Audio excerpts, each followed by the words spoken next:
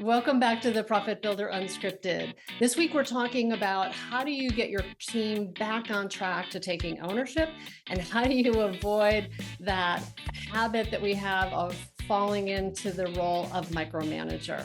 All right, let's jump in.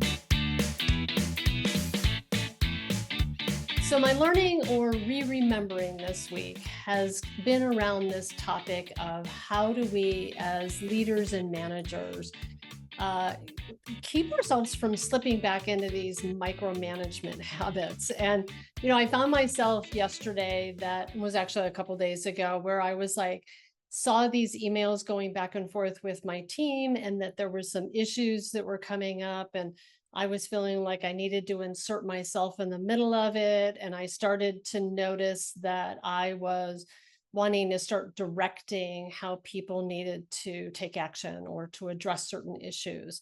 And then I kind of, after the first email, I caught myself, thankfully, and I stopped myself and I went, okay, what's the goal? What's the goal here?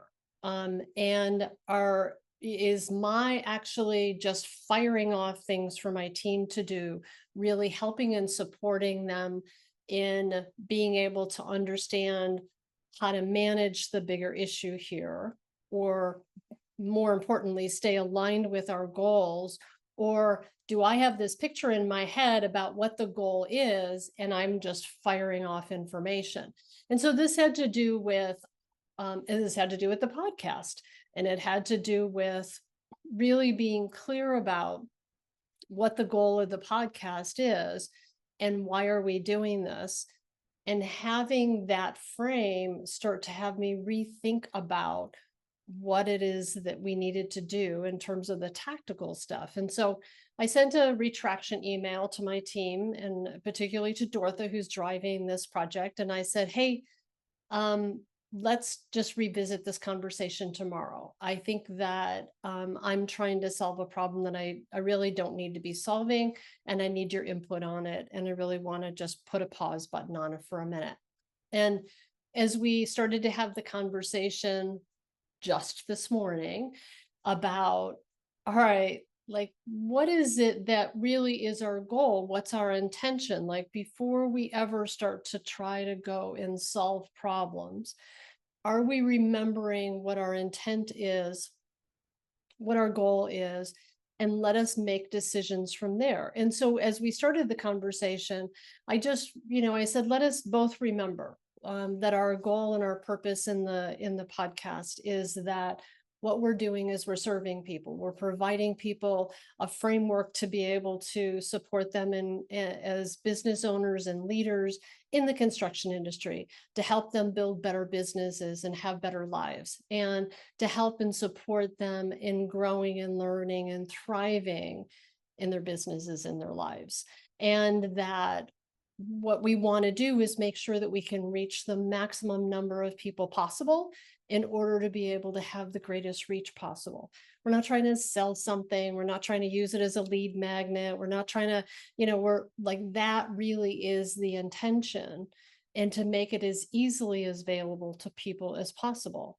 And so with that framework around what was our goal and what's our intention, then it really started, what I just noticed is that the rest of the conversation, I just started asking her questions, and the ability for she and I to talk through different things, for me to be able to let go and just go, okay, with that being our goal and our attention, what do you think needs to happen in this situation or that? And the tactics and the mechanics of whatever the issue was doesn't really matter.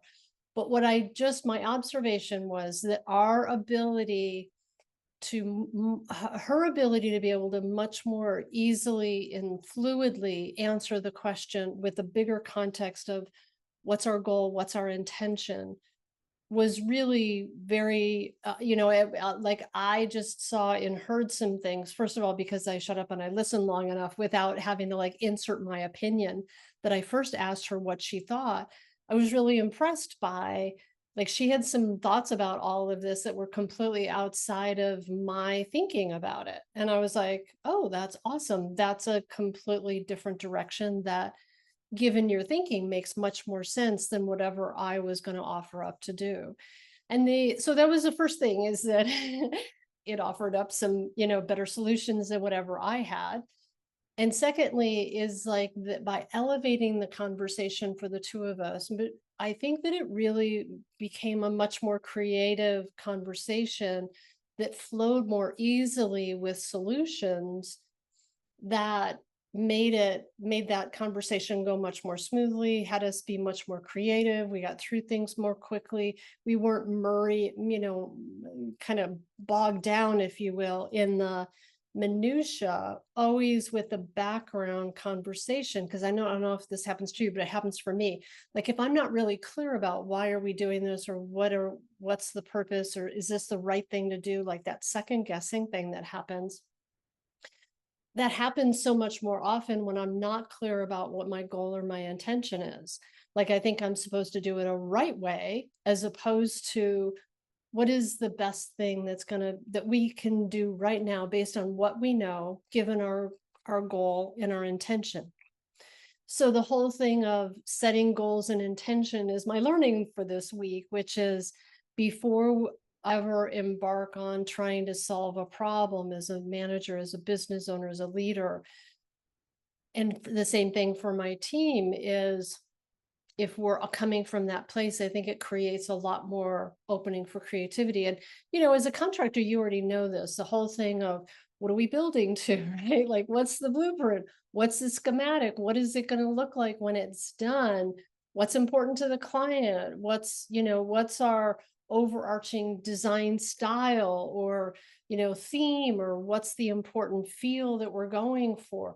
When you know that on a project, right, when you're really clear about those, it really helps you along the way to to solve problems, or to get back on track with what's our ideal outcome.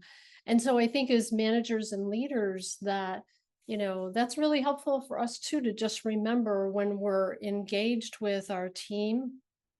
um, I'm trying to problem solve, or whether it's one-on-one or it's a group. I just really experienced such power in this today, in seeing how it made such a difference in my experience about how I was approaching this in the last couple days versus how we approached this conversation today, and really got to a much more creative answer than anything I could have come up with on my own.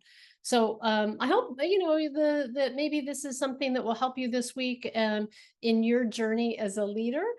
And if you are finding this content to be helpful and valuable to you, will you please share it with somebody that you know who you think could also get value from it? And I encourage you to make sure to follow me on whatever your favorite podcast platform is, or subscribe on YouTube. And I look forward to seeing you next time.